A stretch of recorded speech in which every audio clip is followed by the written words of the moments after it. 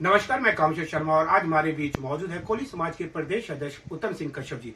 खासकर जिस तरीके से अब नई सरकार बनी है, कैबिनेट के मंत्री पद भी जल्द से जल्द भरे जाएंगे। उसके बाद कोली समाज का क्या मुख्य उद्देश्य रहेगा कि अपने समाज को उत्कृष्ट करे ताकि जिला स्तर से लेकर ये मजबूती के साथ कार्य करे और क्या इनकी मांगे हैं जो पिछले सरकार में पूरी हो चुकी, आने वाले समय में क्या रहेगी। सर, आपका स्वागत है। जानना चाहेंगे किस तरीके से आगे की रणनीति रहेगी खासकर कोली समाज की।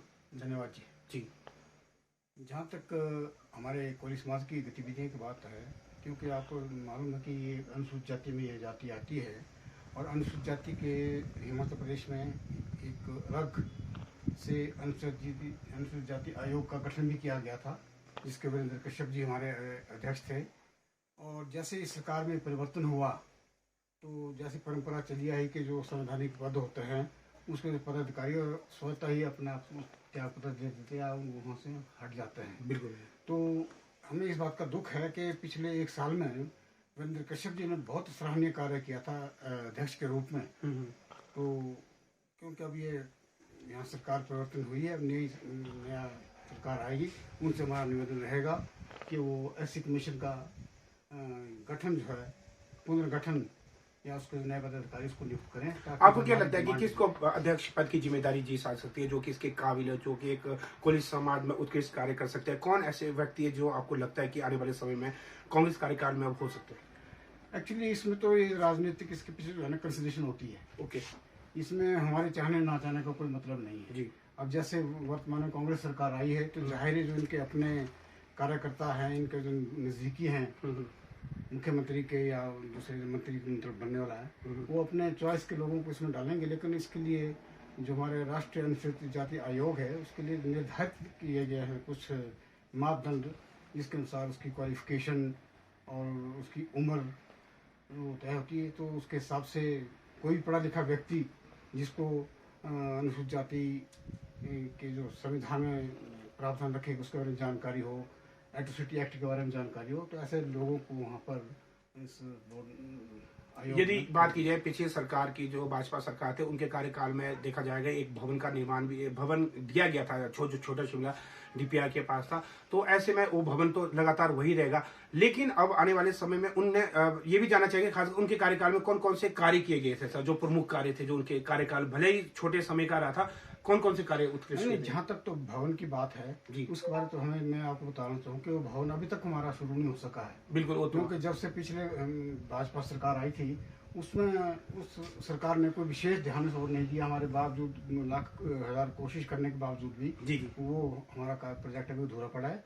और अब हमारे पास नई सरकार आ रही है, उसमें हमारे माननीय जो पूर्व मंत्री रहे हैं श्री धन्याम शांडिल जी, जिनका कि मंत्रिमंडल में स्थान तय है, तो उनके माध्यम से हम उस जो हमारी डिमांड्स हैं पुरानी उनको हम दोबारा से टेकअप करेंगे। और हमें सर खासकर हमारे दर्शक बड़ी आशाएं हैं। जी सर, हमारे खासकर दर्शक ये जानना चाहेंगे कौन कौन सी जो डिमांड है वो प्रमुख है जिन्हें धरातल पर जल्द से जल्द लागू करना चाहिए? हमारी डिमांड ये कि एक तो जो अनुसूचित जाति का लिए एक बजट का प्रावधान होता है, उपयोजना जी, अनुसूचित जाति विकास उपयोजना जो बजट होता है उसमें जो प्रावधान किए गए हैं उसका उपयोग जो सही तरीके से हो, उसकी डाइवर्शन ना हो, उसकी मॉनिटरिंग कमेटी बने। और जो इसके अतिरिक्त एट्रोसिटी एक्ट है, इसके जो प्रावधान है वो ठीक ढंग से लागू हो, उस पर जो पेंडिंग केसेज है उसकी समीक्षा हो। तो उसके लिए एक जो district level vigilance and monitoring committee होती है उसका तुरंत गठन किया जाए नई सरकार द्वारा। और इसके अलावा जो हमारे अनुसूचित जाति के जितने भी रिक्त पद हैं विभिन्न कार्यालयों में, बैकलॉग जो है उसको भरा जाए। और हमारे बच्चों को जो है शिक्षा के लिए बैंकों के माध्यम से ऋण उपलब्ध कराया जाए ताकि वो उच्च शिक्षा के लिए कहीं बाहर जा सके। और सर जिस तरीके से जो आपके पदाधिकारी की जैसे समय समय पर बैठक होती है, ब्लॉक स्तर पर जो बैठक आगामी जो बैठकें है वो कहाँ पर है, उसके बारे में विस्तार पूर्वक से? जी हाँ, अभी पिछले दिनों क्योंकि जैसे चुनाव का माहौल चला हुआ था, आचार संहिता लगी हुई थी, सभी का प्रत्यक्ष या अप्रत्यक्ष रूप में चुनावी माहौल में इन्वॉल्वमेंट होती है, तो हमारी गतिविधियाँ 2-3 दिन से कुछ ढीली पड़ी थी। अभी 8 जनवरी को हम जो अपनी जिला स्तर की अपने राज्य स्तर की बैठक है प्रदेश कोली समाज की, उसकी बैठक करने जा रहे हैं जिला सोलन में। तो उसके लिए हमारे यहाँ अधिसूचना जारी कर दी है और उसमें जितने हमारे पेंडिंग इश्यूज हैं उस पर चर्चा होगी और अपने लोगों के विकास के लिए। अभी इसके अलावा हमने अभी आपको शायद याद होगा रोड में एक क्यारपुर गांव है, वहाँ पर एक अग्निकांड हुआ था। अग्नि की घटना। अग्नि घटना घटी, तो वहाँ पर हमने, वो हमारे समुदाय के लोग थे, वो वहाँ पर हम गए और हमने वहाँ पर 1,02,000 रुपये की राहत राशि उन्हें अपने समाज के लोग। सर ये जानना चाहेंगे खासकर जो आप जो धनराशि जुटाते हैं वो आपके जो समुदाय के लोग हैं उसी को एकत्रित करते हैं, सरकार की तरफ से इसका कोई लेन देन नहीं या सरकार की ओर से भी कभी? नहीं, इसमें सरकार की ओर से कोई लेन देन नहीं। जी। हमारे पास व्हाट्सएप ग्रुप्स बने हुए हैं।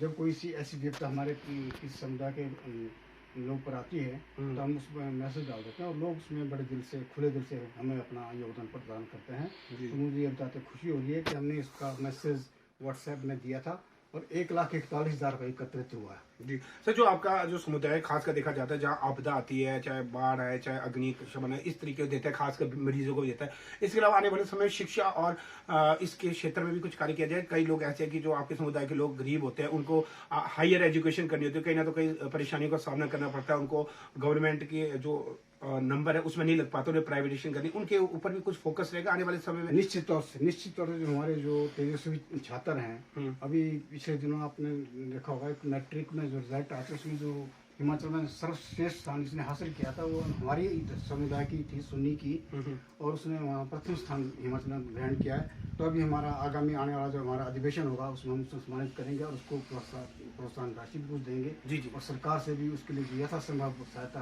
की जाएगी। यानी कि 100 बात की एक बात है, आने वाले समय में शिक्षा के क्षेत्र में जो कोई समाज के लोग हैं जो अपने हायर एजुकेशन नहीं कर सकते, उनकी भी भरपूर मदद की जाएगी। जी सर, हमसे बातचीत करने के लिए सर आपका तहे दिल से धन्यवाद सर। धन्यवाद जी।